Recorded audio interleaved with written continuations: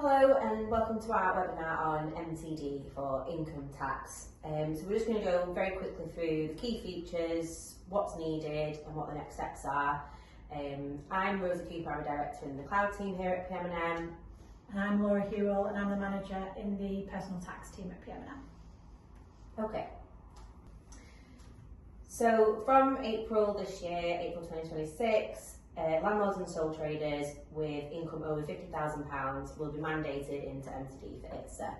What does this mean? This means basically it's mandated bookkeeping. You will be required to keep digital records and you will have to send quarterly updates to HMRC rather than the once a year self-assessment. Okay, so what are the key dates? So from April 26, it affects landlords and sole traders with gross income over £50,000. And then the limits come down in April 2027, it comes down to 30,000, and the year after from April 2028 it comes down to 20,000. Now this is income before expenses and it all goes off your last submitted tax return. So if your 24-25 tax return has said that you've got 50,000 worth of sole trader and landlord income, you will need to be in MTD from April. So the quarterly updates are the new requirements. To enable quarterly updates you will need appropriate software. But what this will mean is that you will submit 4 updates throughout the tax year. So the first one being from April to July, and that will be due the 7th of August. And then from April to October, which is due the 7th of November and onwards. And what you will see is that the dates are all April to the next quarter. So ultimately it's a cumulative position of the tax year. And then at the end of the tax year, as normal, you would have what was called the self-assessment. They're now recalling this to the end of period declaration, which will basically accumulate the quarterly returns that you've submitted. And then you will have the tax adjustments and any other income that needs to go on to the self-assessment or end of period. And that will be due as normal on the 31st of January. So preparing for MTD, what are the next steps? We've been asked this quite a lot, you know, what do we need to do now that we're in MTD? You may have started to receive a letter from HMRC if you're in MTD. The first stage is to review your 24-25 tax return. If the figures on this return are over £50,000, then you are in MTD from April. You'll need to register with HMRC by the 6th of April as well. And you need to start to review the relevant software packages for yourself and your circumstances. We'll go on to talk about the software, but different software kits for different people, so whether you're self-employed, you're a landlord or a bit of both. And you need to start keeping digital records now ahead of the first quarterly submission in August. So we're just going to run through how we can help you if you're not sure where to start. So these are the 4 packages that we're offering to individuals. We've got our link up package, which is our basic package around registering for MTD for ITSA, guidance on selecting the appropriate software, some training guides on the software, and then we will also review and submit the first quarterly return for you, and then it will be over to you to submit continuously then. The second package is our sync package, which is all of what I've just explained in the link up package, but we will also then continuously review and submit your quarterly updates. So you would continue to do the bookkeeping, but we would then review and submit the quarterly update. The core package is where we will take absolutely everything out of your hands, as long as we choose the correct software and make that as easy as possible for clients to send the information into us to be able to do the bookkeeping and prepare and submit those quarterly updates.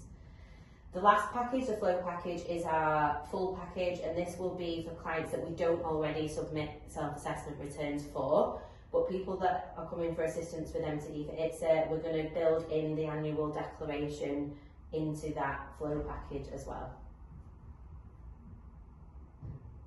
So next we're looking at the different softwares. We've had a look at testing quite a lot of the different softwares at the minute. Like I said before, depending on whether you're primarily sole trader, primarily a landlord. Different softwares cater for different people. They do have to be MTD compatible, and the softwares that we've looked at, which Rosie will go through now, these are the best ones that we've found so far. Yeah, so our three options are Dext, Zero and Free Agent, and like Laura said, depending on your income stream, so some people we've found have sole trader income and joint income and individual rental income. So in that scenario, it would be different for someone in that position than someone that just had a sole trader income. So we've really kind of whittled it down to these three for all those different scenarios. All of them are fairly reasonably priced. Zero coming in at the most expensive at just £7 a month. Free Agent is actually free if we want to open a business bank account. So what we're recommending to clients that don't have separate bank accounts for their income sources is to explore that, because it will make the process a lot easier for clients and ourselves. And Dext is at £3.25 a month. This is really great for sole traders and landlords that don't require sight of any information as they go along. So if we're doing the processing, we would probably likely put you on Dext, but if you wanted to have a little bit more insight into how you were getting along in the year, then we'd probably recommend the two other softwares.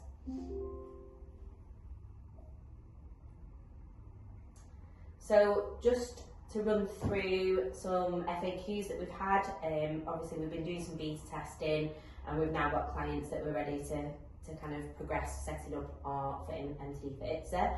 So Laura, what if my income has reduced since the 24-25 tax return?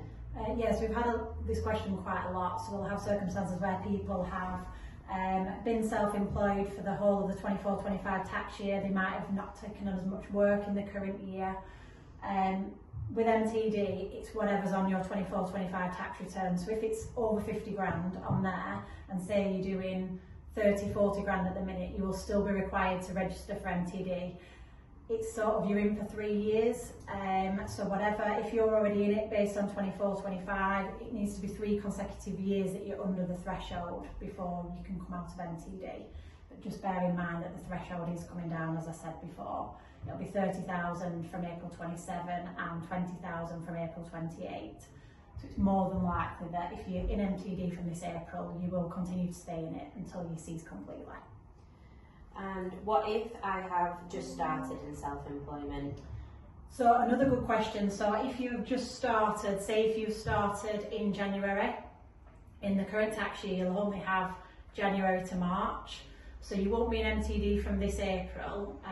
It'll look from April 27, they'll look at that 25-26 tax return.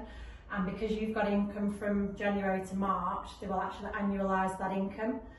So if that's over the 30,000 from April 2027, then based on that 25-26 return, you'll be in MTD from that year. However, I would recommend if you are just starting out with the self-employment, or you just started having rental income, because you are likely to have to do this at some point in the near future, we'd recommend starting on the software as soon as you can. Yeah, you can voluntarily use the software, and then when you need to do the submissions, you can start submitting them to HMRC. So I had a lot of questions around whether the income applies to partnerships. Yeah, so at the minute it doesn't apply to partnerships, only sole traders and landlords. HMRC have said that it will come in for partnerships eventually, maybe in the next sort of five years' time. And do I have to report all my income sources through MTD? No. So MTD is, the quarterly reporting is just for sole trader and rental income. All your other income, such as bank interest, dividends, that will all be reported on your end of period declaration the following January. What if I cease trading in 24-25? So if you cease trading on the 24-25 tax return and you put your end date in, you won't be in MTD from April, but you will just need to just double check that they have captured that cease date and make sure they're not expecting a registration. And I think one of the questions that we've been asked about is, are payments going to be attached to the quarterly updates, which they're not at the minute, but there are penalties. So talk us through the new penalties. Yeah, so there's a new penalty point system coming in from April for anybody in MTD. It sort of looks at penalty points. If you miss one of the quarterly submissions, you get 1 penalty point, and then at the point you get 4 penalty points, you will get a £200 filing penalty.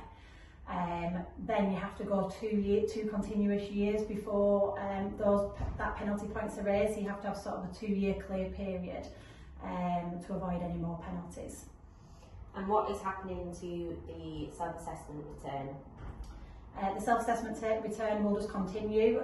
The only thing is it will change to an end of period declaration. So all of your quarterly returns that are submitted to HMRC, that then needs to be reported on your self-assessment end of period declaration as normal. So I think the question that everyone's been asking us, Laura, is why are HMRC doing this? So I think HMRC are doing this so that they can sort of see from the quarterly returns what the expected tax take will be at the end of the year. At the minute it's sort of all done on estimates, but the more information that HMRC can get, the more that they can see how much tax is going to come in at the end of the year. And I think eventually there will be tax payments attached to the quarterly submissions, and that will be sort of a way that they can get tax early rather than just sort of in July and January every year. Right. So that's everything we wanted to run through quickly for today. If anyone does have any questions on anything we've covered, these are our details, or you can email us on mtditsa@pmm.co.uk.